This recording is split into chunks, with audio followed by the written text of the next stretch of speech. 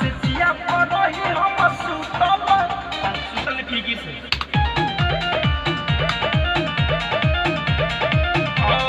से जिया पर रही हम सुतल फीकी आके पलमुआ करे लगल जीकी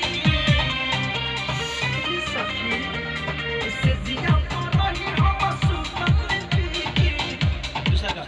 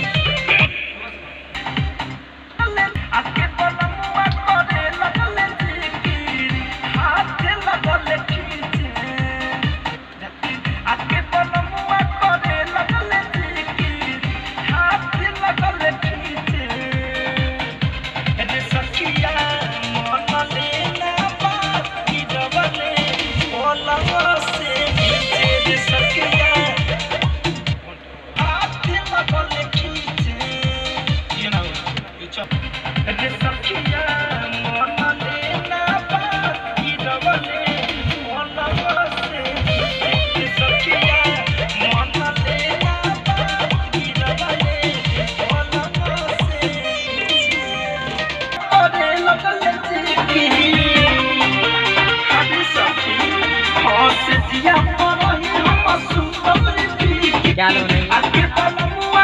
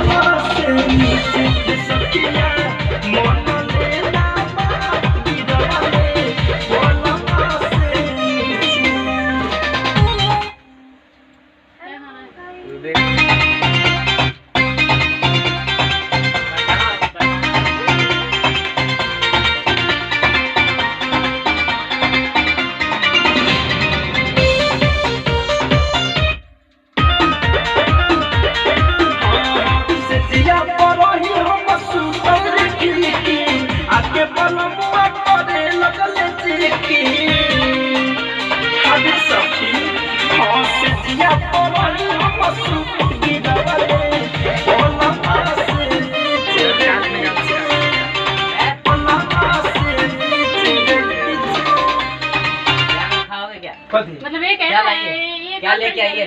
दाल चावल।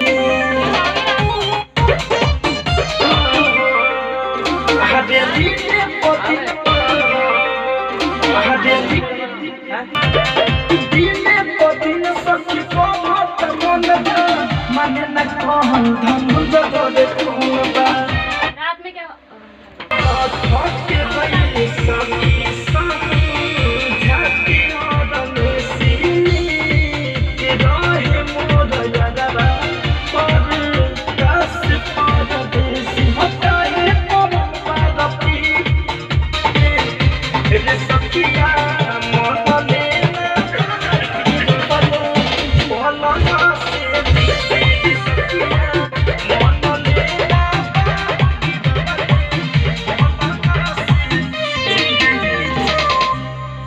न्यूज के बारे में।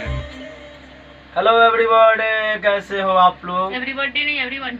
एवरीवन नहीं, ये क्या नहीं, 1000 लोग देख रहे हैं, ठीक ना? चलिए, तो हमारे सारे फैंस लोग देख रहे हैं अभी इंटरटेनमेंट के माध्यम से।